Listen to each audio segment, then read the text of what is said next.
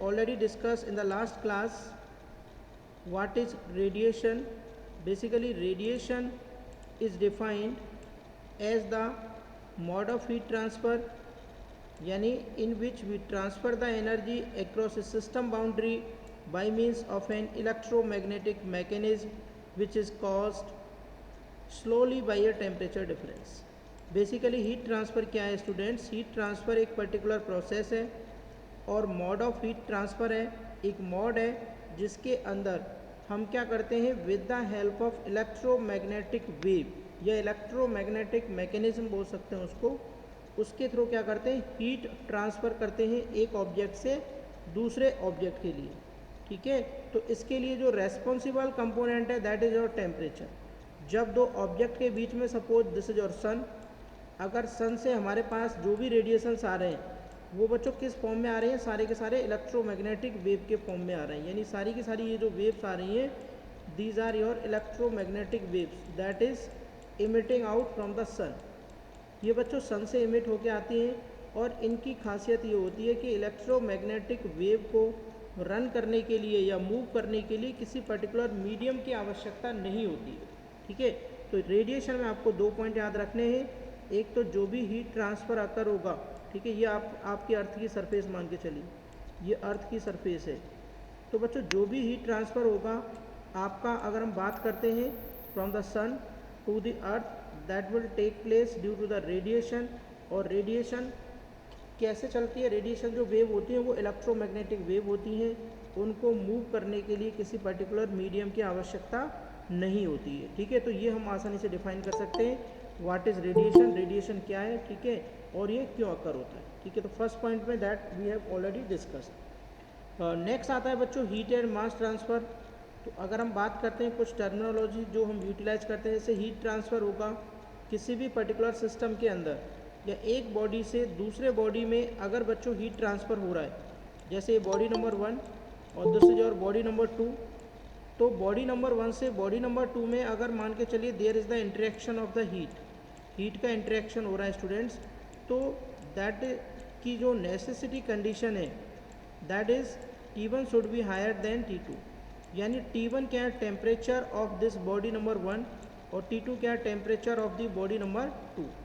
तो अगर temperature difference होगा it means there will be transfer of heat from higher temperature body to lower temperature body, यानी it is impossible to transfer the heat from lower temperature body to higher temperature body. ठीक है, तो ये possible नहीं है कि हम lower temperature body से हायर टेम्परेचर बॉडी में हीट को ट्रांसफ़र कर सकें। ठीक है, तो यहाँ कुछ टर्मिनोलॉजी है, ये already we have discuss in the last class. एक तो सी जो टर्म यूज कर रहे हैं वो स्पीड ऑफ द लाइट है, लेमडा आपकी जो इलेक्ट्रोमैग्नेटिक वेव उसकी वेवलेंथ है, और एफ क्या है स्टूडेंट्स उसकी फ्रीक्वेंसी है। तो c is equal to lambda into f, ये टर्म्स आप याद रखेंगे सो दैट ये हो सकता है आपको कहीं ना कहीं छोटे मोटे न्यूमेरिकल प्रॉब्लम्स में यूटिलाइज हो। अब इसमें क्या होता है जो वेवलेंथ होती है आपकी इलेक्ट्रोमैग्नेटिक वेव की, जो वेवलेंथ रहती है आपकी उसकी एक रेंज दे रखी है, स्पेक्ट्रम रेंज यहाँ पर दे रखी है बच्चों। तो ये जो स्पेक्ट्रम वाली जो रेंज है, ठीक है, इसमें मैक्सिमम क्या होता है, एक तो आपकी जैसे डिफरेंट रेंज दे रखी है, यहाँ पर ये क्या आपका माइक्रोमीटर की रेंज है, माइक्रोमीटर में इधर वेवलेंथ दे रखी है। तो यहाँ पर देखिए जब मान के चलिए अगर आपकी जो वेवलेंथ है, ठीक है, इसकी वैल्यू 10⁻⁻⁴ से कम होती है अप्रॉक्सीमेट, ये 10⁻⁻⁴ तो यहाँ है बट ये इससे भी कम है। तो अगर 10⁻⁻⁴ या फिर आप कहते हो -4 और -3 के बीच में होती है, इससे कम होती है लेस लेमडा की वैल्यू, तो बच्चों सिंपल है जो वेव्स रहेंगी वो कैसी रहेंगी आपकी गामा रेज रहेंगी। और एक्स रेज की जो रेंज रहती है वेवलेंथ की वो अप्रॉक्सीमेट रेंज रहती है बच्चों यहाँ पर 10⁻⁻⁴ से लेके अप्रॉक्सीमेट 10⁻⁻² माइक्रोमीटर तक। तो इस रेंज में जो भी वेव्स आएंगी उनको बोलेंगे हम एक्स रेज। और अल्ट्रा वायलेट रेज जो रहती हैं वो आपकी रहती हैं 10⁻⁻² से लेके अप्रॉक्सीमेट 0.4 तक। तो 0.4 से लेके 0.7 तक ये जो विजिबल रेंज होती है जो ह्यूमन आई हम देख पाते हैं आसानी से, तो ये बच्चों क्या होती है आपकी विजिबल रेंज होती है इस पर्टिकुलर रीजन में, दैट इज़ बिटवीन 0.4 से लेके 0.7 माइक्रोमीटर के बीच की रेंज होती है।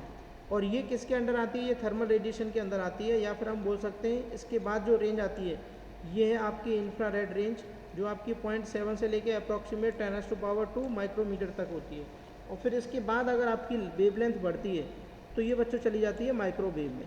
तो ये डिफरेंट डिफरेंट टाइप की वेव्स हैं जो आपकी डिफाइन की है हमने on the basis of lambda, यानी जो अपनी वेवलेंथ है उसके अकॉर्डिंग हम क्या कर सकते हैं, जो डिफरेंट डिफरेंट वेव्स हैं उनका नामकरण हमने यहाँ पर कर दिया। बट आपको ये थोड़ा सा देखना है, नेसेसिटी नहीं है क्योंकि एग्ज़ाम में बहुत कम बार पूछा जाता है। बट अगर आप उस पर्पज़ से देखेंगे तो एग्ज़ाम पर पॉइंट ऑफ व्यू से तो इसमें से एक क्वेश्चन आपका आता है। इसके बाद आता है स्टूडेंट सरफेस एमिशन प्रॉपर्टीज़, यानी किसी भी पर्टिकुलर सरफेस की जो सरफेस एमिशन प्रॉपर्टीज़ की अगर हम बात करते हैं, surface emission properties means it is the ability of a body by which it can emit the radiations. तो यहाँ हम डिफाइन कर सकते हैं the rate of emission of radiation by a body depends upon the following factor, यानी अगर किसी particular body से एमिशन हो रहा है और in the form of radiation हो रहा है बच्चों, यानी जो हीट ट्रांसफ़र के लिए कौन सा मोड यूज़ हो रहा है, दैट इज़ और रेडिएशन। तो उसमें जो भी आपका हीट इंटरेक्शन होगा वो कौन कौन से फैक्टर पर डिपेंड करेगा। उसमें पहला आता है बच्चों टेम्परेचर ऑफ द सरफेस, यानी जिस सरफेस से एस इज़ द सरफेस, अगर इसका टेम्परेचर आपको पता है, मान के चलिए T is the temperature of this surface, तो इसके ऊपर डिपेंड करेगा एक तो रेडिएशन, दूसरा डिपेंड करेगा कि जो नेचर क्या है सरफेस का, यानी सरफेस आपकी मेटल की है, ठीक है, नॉन मेटालिक है या कैसी है, उसके ऊपर डिपेंड करेगा नेचर क्या है। Third one is the wavelength और फ्रीक्वेंसी ऑफ रेडिएशन, यानी जो आपकी इलेक्ट्रोमैग्नेटिक वेव आप इमिट कर रहे हैं, यहाँ से इमिट हो रही है इस पर्टिकुलर सोर्स से, उनकी बच्चों वेवलेंथ क्या है, या फिर जो रेडिएशन की फ्रीक्वेंसी क्या है उसके ऊपर डिपेंड करेगा, ठीक है। तो there are 3 factor on which radiation heat transfer will depends. One is surface temperature of the heat source, another one is nature of the surface, and another one is the radiation wave length or its frequency, ठीक है। तो ये कुछ factors हैं जिनके ऊपर आपका radiation depend करता है। अब कुछ पैरामीटर्स आते हैं जिसमें सबसे पहला निकल के आता है टोटल एमिसिव पावर E। तो जैसा कि ये टर्म्स है ये हमारी पूरी यूनिट के अंदर यूटिलाइज होगा। टोटल एमिसिव पावर को हम कैपिटल ई से डिनोट करेंगे। टोटल एमिसिव पावर का मतलब होता है कि किसी भी ऑब्जेक्ट की या किसी भी पर्टिकुलर हीट सोर्स की जो मैक्सिमम कैपेसिटी होती है बच्चों रेडिएशन उत्सर्जित करने की, ठीक है, per unit area and per unit time, यानी कोई भी body per unit area per unit time जितना maximum amount of radiation emit कर सकती है, that is the total emissive power of that particular body. उसको हम क्या बोलते हैं, उस बॉडी की टोटल एमिसिव पावर बोलते हैं, ठीक है। तो अगर हम बात करते हैं कि the emissive power of a black body, अगर हम एक नॉर्मल बॉडी लें तो उस केसेस में हम इसको ई से डिफाइन करेंगे, ठीक है, क्योंकि नॉर्मल बॉडी की एमिसिव पावर अलग होगी। और अगर हम एक ब्लैक बॉडी लेते हैं बच्चों, तो ब्लैक बॉडी क्या होता है basically, according to Stefan Boltzmann law, Stefan Boltzmann ने एक लॉ दिया और उसके अकॉर्डिंग क्या होता है कि जो टोटल एमिसिविटी होती है, टोटल एमिसिविटी मतलब E और B for black body EB, ठीक है, ये होती है बच्चों is equal to sigma A for area, ठीक है, और T की पावर 4, ठीक है। तो यहाँ पर सिग्मा क्या है basically, it is the Stefan Boltzmann constant जिसकी वैल्यू होती है 5.67 इंटू 10⁻⁻8, ठीक है, क्योंकि स्टीफन्स ने दिया था ये लॉ। टोटल एमिसिव पावर अगर आपको निकालनी है किसी भी पर्टिकुलर बॉडी की तो वो आती है सिग्मा A T की पावर 4। तो सिग्मा तो यहाँ कांस्टेंट हो गया, स्टीफन बोल्ट्जमैन कांस्टेंट, A हो गया क्रॉस सेक्शन एरिया, ठीक है, और T हो गई बच्चों पावर, यानी A वो वाला एरिया है जहाँ से आपकी हीट इमिट आउट हो रही है, जो सरफेस एरिया जो बेसिकली एनवायरनमेंट के कॉन्टेक्ट में है। जैसे अगर ये स्फीयर है तो स्फीयर का सरफेस एरिया क्या होगा 4πr², ठीक है। तो यहाँ A की वैल्यू कितनी होगी आपकी 4πr²। तो ये A वो एरिया है जो टोटल एरिया आपका एनवायरनमेंट के अंदर एक्सपोज्ड है बच्चों। और T की पावर 4 क्या हो गया टेम्परेचर, अगर इसका टेम्परेचर T है तो ये क्या हो जाएगा सिग्मा A T की पावर 4। तो ये अगर किसी भी ब्लैक बॉडी का, ठीक है, यू नो द टेम्परेचर, इस बॉडी का टेम्परेचर इतना है और इसका सरफेस एरिया इतना है, तो हम उस बॉडी की टोटल एमिसिव पावर इस पर्टिकुलर फॉर्मूले से निकाल सकते हैं और ये हमें यूज़ भी करनी है। तो सिग्मा A T की पावर 4 ये आप याद रखेंगे, ठीक है। अब नेक्स्ट आता है बच्चों एक जो नया टर्म आता है जिसको बोलते हैं मोनोक्रोमेटिक स्पेक्ट्रल और एमिसिव पावर ई लैम्डा। ठीक है, जब हम बात करते हैं मोनोक्रोमेटिव एमिसिव पावर की, ठीक है, एक तो होती है टोटल पावर ई, दोनों में कंफ्यूज नहीं होना है, और एक होती है monochromatic spectral emissive power E lambda. ठीक है, तो अगर हम इसको डिफाइन करते हैं monochromatic emissive power E lambda, तो जो monochromatic emissive power E lambda of the surface, ठीक है, अगर हम इसको डिफाइन करते हैं तो ये बच्चों क्या होती है, rate of energy radiated per unit area of the surface per unit wavelength. यानी यहाँ पर हमने देखो, यहाँ जो ई की वैल्यू हमने डिफाइन करी थी, ई टोटल अमाउंट ऑफ रेडिएशन है per unit area per unit time. अगर आप इस टोटल एमिसिव पावर ई जो भी ई है आपकी टोटल एमिसिव पावर को अगर आप पर यूनिट लेंथ से डिवाइड कर देते हैं, ठीक है, अगर पर यूनिट लेंथ से डिवाइड कर देते हैं तो हमें क्या मिल जाती है, मोनोक्रोमेटिव एमिसिव पावर ई लैम्डा, या फिर हम इसको बोल सकते हैं spectral emissive power E lambda. तो यहाँ पर एक ही वर्ड में इसकी डेफिनेशन है, नीचे यहाँ देखिए, it is defined as the rate of energy radiated per unit area of the surface per unit wavelength. क्योंकि ये क्या है, ये आपकी per unit area per unit time है, तो पर यूनिट एरिया तो पहले भी था, बट यहाँ पर क्या आ जाएगा, पर यूनिट वेवलेंथ आ जाएगा। तो टोटल एमिसिव पावर किसी भी बॉडी की अगर हमें निकालनी है तो ये हम जानते हैं, ई इज इक्वल टू क्या होता है, 0 से लेके इनफाइनाइट तक ई लैम्डा इंटू डी लैम्डा। इस तरीके से भी हम निकाल सकते हैं ई का रिलेशंस। तो ई क्या है, टोटल एमिसिव पावर, ठीक है, और ये आपकी क्या हो जाएगी 0 से लेके इनफाइनाइट तक, ठीक है, और यहाँ फाइनली क्या हो जाएगा, ये ई लैम्डा, यानी monochromatic emissive power of a particular given body, और ये क्या हो जाएगा बच्चों यहाँ पर ये डी लैम्डा। ठीक है, तो ये ई की वैल्यू आ गई आपकी। नेक्स्ट अगर हम बात करते हैं emission from real surface emissivity, तो जो भी पर्टिकुलर एमिसिव पावर होती है फ्रॉम ए रियल सरफेस, ठीक है, अभी हमने ब्लैक बॉडी की बात की, तो ब्लैक बॉडी में क्या होता है, एफ आपका सिग्मा ए टी की पावर 4। तो अगर कोई भी रियल सरफेस लेते हैं, ठीक है, तो रियल सरफेस में बेसिकली क्या होगा, जो टोटल एमिसिव पावर है ई इज इक्वल टू, तो सिर्फ यहाँ पर एप्सिलॉन से मल्टीप्लाई हो जाएगा बच्चों, बाकी जो टर्म है वो सेम रहेगा, सिग्मा ए टी की पावर 4 वही सेम है। ठीक है, सिग्मा स्टीफन बोल्ट्जमैन कांस्टेंट है, ये सरफेस एरिया है, और टी उसका टेम्परेचर है। तो हमने यहाँ पर रियल सरफेस की अगर बात कर रहे हैं तो यहाँ पर एक पर्टिकुलर टर्म से और मल्टीप्लाई कर दिया है कांस्टेंट से, दैट इज एप्सिलॉन। और एप्सिलॉन ये क्या होती है, basically emissivity of the material, यानी यहाँ पर एक वर्ड हमने नया यूज किया है, दैट इज एप्सिलॉन। और एप्सिलॉन का मतलब है कि it is the emissivity of the material. ठीक है, तो अब टर्म आता है कि एमिसिविटी एप्सिलॉन को किस तरीके से डिफाइन करते हैं, एमिसिविटी होती क्या है। ठीक है, तो it is defined as the ability of the surface of a body to radiate heat. यानी एमिसिविटी बच्चों क्या होता है, एमिसिविटी एक टर्म होता है जो किसी भी पर्टिकुलर गिवन बॉडी है जो आपकी हायर टेम्परेचर पर है, तो उसकी एबिलिटी को दर्शाता है कि ये बॉडी कितना अमाउंट ऑफ हीट को रेडिएट कर सकती है। ठीक है, तो दैट इज एमिसिविटी, जिसको बोलेंगे उत्सर्जकता किसी भी बॉडी की। तो it is also defined as the ratio of emissive power of any body to the emissive power of a black body of equal temperature. यानी अगर हमें एमिसिविटी डिफाइन करनी है एप्सिलॉन, तो इसको हम इस तरीके से भी डिफाइन कर सकते हैं बच्चों कि अगर कोई एक नॉर्मल बॉडी ले रहे हैं और वो नॉर्मल बॉडी मान के चलो किसी पर्टिकुलर गिवन टेम्परेचर पर ई एनर्जी आपकी इमिट कर रही है। ठीक है, ई क्या है, आपकी एनर्जी इमिट कर रही है। ठीक है, या एमिसिव पावर कितनी है उसकी, ई है। बट अगर उसी की जगह उसी टेम्परेचर पर अगर हम एक ब्लैक बॉडी लें, क्योंकि हम मान के चलते हैं ब्लैक बॉडी की जो कैपेबिलिटी है वो सबसे ज़्यादा होती है। ठीक है, तो ई बाई ई बी का जो रेशियो रहेगा, ठीक है, emissivity of a body to the emissivity of a black body का जो रेशियो आएगा वो बच्चों क्या कहलाता है, आपका एप्सिलॉन।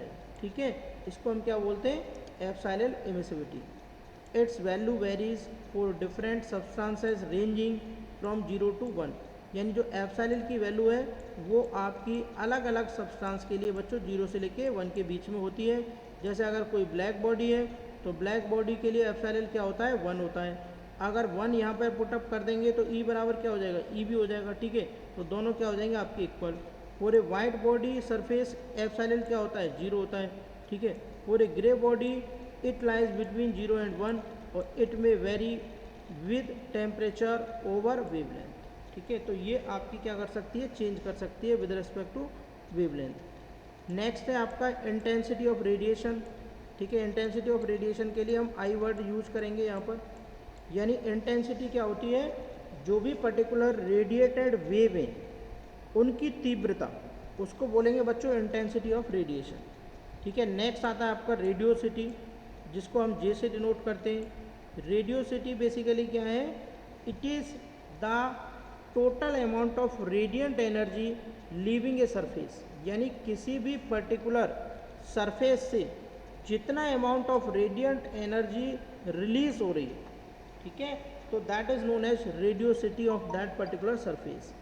और नेक्स्ट वन है inter relationship between surface emission and radiation properties. ठीक है, तो ये भी अपन पढ़ लेंगे। इसके बाद जो मेन आता है वो आता है आपका एब्जॉर्बिविटी, रिफ्लेक्टिविटी एंड ट्रांसमिसिविटी। तो एब्जॉर्बिविटी को हम अल्फा से डिनोट करेंगे, रिफ्लेक्टिविटी को हम रो से डिनोट करेंगे और ट्रांसमिटिविटी को हम टाउ से डिनोट करेंगे। ठीक है, तो बच्चों एक टर्म और होता है इसमें जिसको बोला जाता है इर्रेडिएशन। क्या है यहाँ पर, इर्रेडिएशन, IRRADITION, इर्रेडिएशन।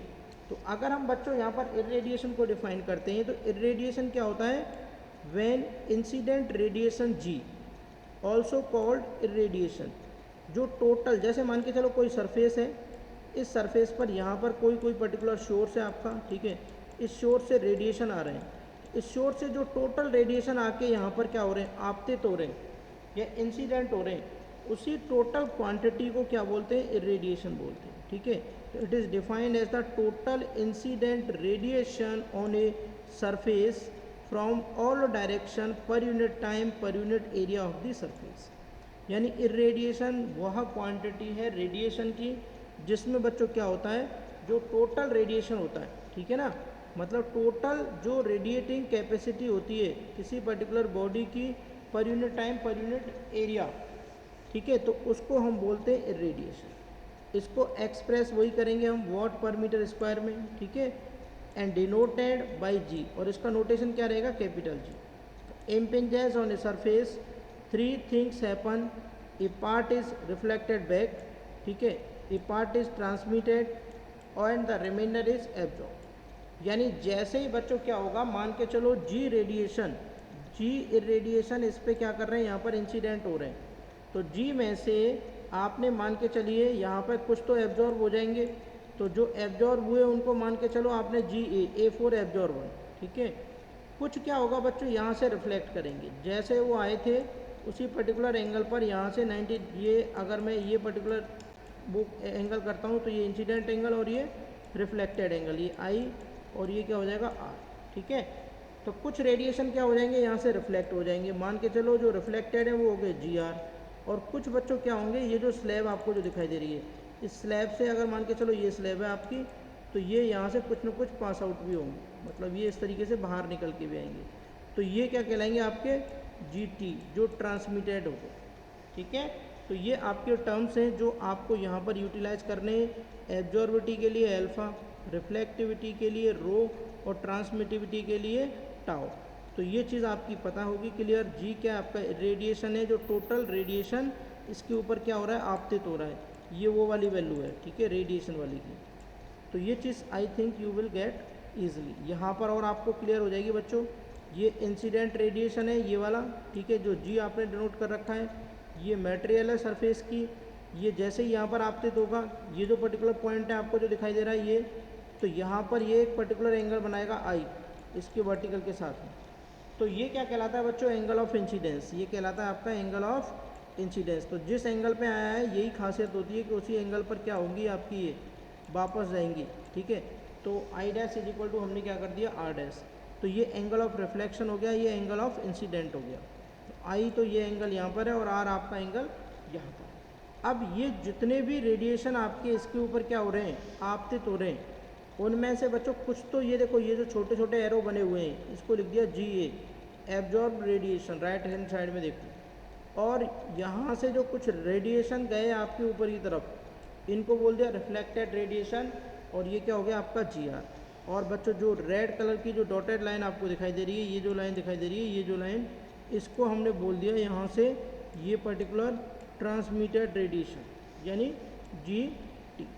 तो ये 3 टर्म है, यानी यहाँ पर आपका क्या हो जाएगा, अगर कंजर्वेशन का प्रिंसिपल लगाएं तो जी ए एब्जॉर्बिविटी, रिफ्लेक्टिविटी और ट्रांसमिटिविटी इज इक्वल टू क्या हो जाएगा, जी। तो यहाँ पर G a plus G c plus G t is equal to G. तो अब बच्चों देखो प्रॉब्लम आती है कि एक एक करके जी को हमने नीचे डिवाइड कर दिया, तो G a upon G, G r upon G t upon G और जी अपॉन जी, तो ये तो 1 हो गया, ठीक है। अब देखो रिफ्लेक्टिविटी क्या होगी, जितना अमाउंट, ठीक है, उसने क्या किया, अगर हम पहले डिफाइन करें एब्जॉर्बिविटी, तो जितना अमाउंट उसने एब्जॉर्ब किया, मान के चलो जी अल्फा ऑब्जर्व किया, ठीक है, या जी ए ऑब्जर्व किया, 1 मिनट, अगर हम मान के चल रहे हैं इसने जी ए एब्जॉर्ब किया और टोटल इंसिडेंट कितनी हो रही है, जी, ठीक है, तो ये बच्चों क्या आ जाएगी आपकी अल्फा। सिमिलरली अगर आप रो निकालना चाहते हैं तो आपने कितना काम किया, आपने किया जी आर, ठीक है, ऐसे मान के चलिए, और रिफ्लेक्शन कितना हुआ और टोटल कितना था, जी, तो जी आर अपॉन जी, तो ये भी क्लियर हो जाएगा। और लास्ट में बचता है बच्चों ट्रांसमिटिविटी, ट्रांसमिसिबिलिटी, तो ट्रांसमिसिबिलिटी में अगर आप क्या करेंगे, यहाँ पर ये जो पर्टिकुलर वैल्यू आपकी, इसको जी और यहाँ पे क्या लिख देंगे T4 ट्रांसमिसिबिलिटी, R4 यहाँ पर किसके लिए यूज़ करेंगे, रिफ्लेक्टिविटी, और A4 एब्जॉर्बिविटी। तो जो हो रहा है डिवाइडेड बाय टोटल, जो हो रहा है डिवाइडेड बाय टोटल, जो हो रहा है डिवाइडेड बाय टोटल, अगर हम बच्चों ये चीज़ करके निकालेंगे तो definitely we will get it. तो यहाँ पर देखिए हमने क्या लिख दिया, alpha rho and tau is equal to 1। Alpha क्या है एब्जॉर्बिविटी, रो क्या है रिफ्लेक्टिविटी, टाउ क्या है ट्रांसमिसिबिलिटी। तो when the incident radiation is absorb it is converted into internal energy, ठीक है। तो ये यहाँ से alpha plus rho plus tau is equal to क्या आपका 1 आ जाएगा यहाँ से, तो यू विल गेट इट। अब बच्चों एक चीज़ और आती है, जैसे ब्लैक बॉडी होती है, एक ओपेक्यू बॉडी होती है, ठीक है। तो ब्लैक बॉडी बेसिकली क्या होती है, एक बार देख लेते हैं।